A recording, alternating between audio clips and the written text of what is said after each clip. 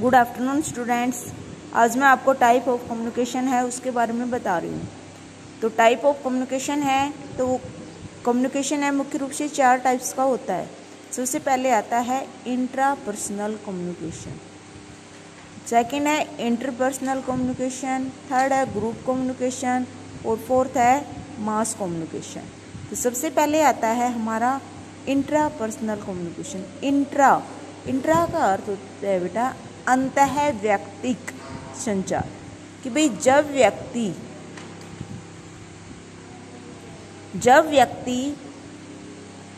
अपने अंदर खुद से किसी भी प्रकार का संचार करता है, स्वयं से किसी बात को डिस्कस करता है या उसका कंक्लूजन निकालता है, तो वो अंतः व्यक्तिक कम्युनिकेशन कहलाता है। जैसे कई बार क्या होता है कि हमारे मन के अंदर कोई भी विचार है वो आ जाता है, ठीक है, कोई भी डिस्कशन आ जाता है, कोई भी बात आ जाती है और उसी बात को हम अपने मन में उसको सोचते रहते हैं और उसके बारे में हम जो भी भाव भंगिमाएँ हैं वो करते रहते हैं।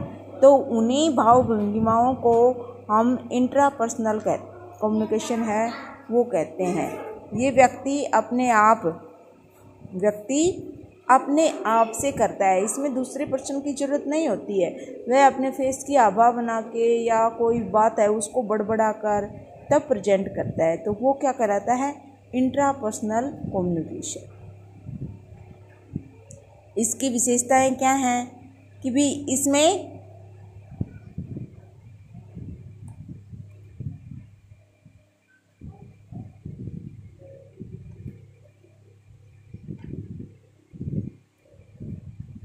मानव स्वयं को संचालित करता है और अपने जीवन की योजनाओं को तैयार करता है। मानव सुख दुख का एहसास करता है, अपने जीवन के लिए उपयोगी और आवश्यक आयामों का आविष्कार करता है, दिल और दिमाग पर नियंत्रण रखता है और फीडबैक व्यक्त करता है।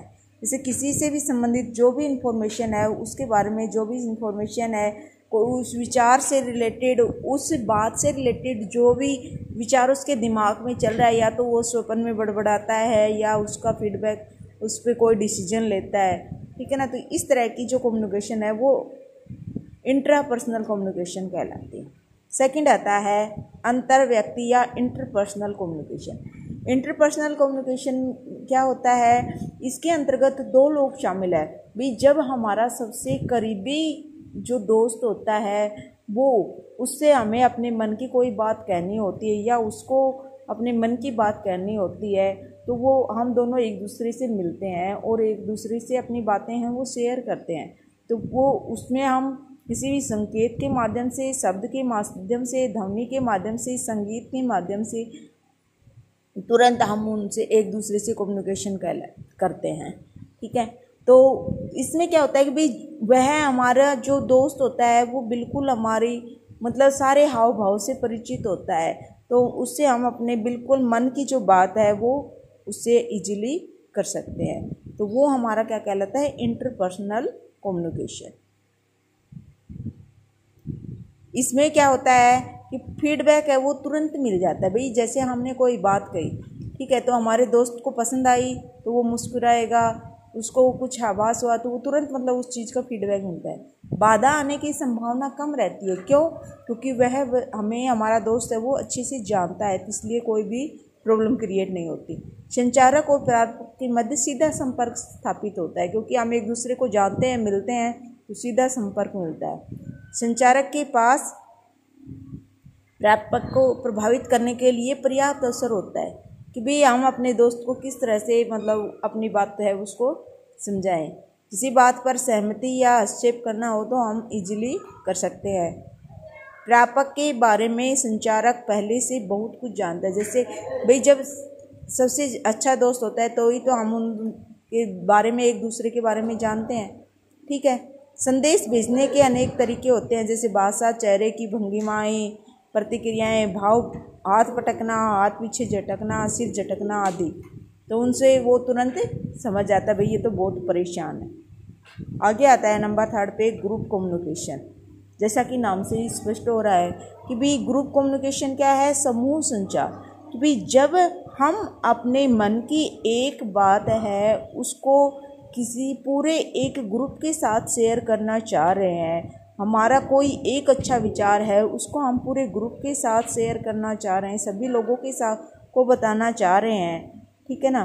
तो वो कहलाता है हमारा समूह कम्युनिकेशन। जैसे मान लो मैंने क्लास लेनी है तो मैंने आपके ग्रुप में डाल दिया कि भाई इतने बजे क्लास होगी, तो वो मैंने आपके 40 बच्चों के साथ वो बात शेयर की, तो वो क्या कहलाता है, ग्रुप कम्युनिकेशन, ठीक है।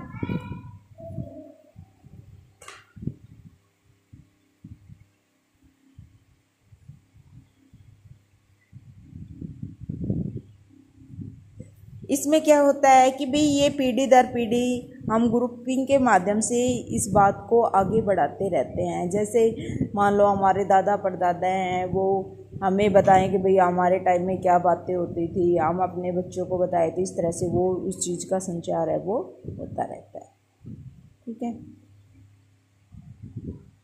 और आगे आता है जनसंचार। तो जनसंचार में क्या होता है कि भाई हम अपनी जो विचार है उसको जनरली सभी लोगों तक फॉलो करें। तो उसमें हमारे समाचार पत्र है, टेलीविज़न है, रेडियो है, सिनेमा हॉल है, केबल है, इंटरनेट है, वेब पोर्टल है, आदि सभी चीज़ों को शामिल किया गया है, ठीक है ना। इसके द्वारा हम सभी अपने जो विचार हैं, अपनी कोई भी बात है उसको आसानी से एक दूसरे व्यक्ति तक आसानी से पहुंचा सकते हैं, उन लोगों के द्वारा तक भी पहुंचा सकते हैं जिनको हम नहीं जानते।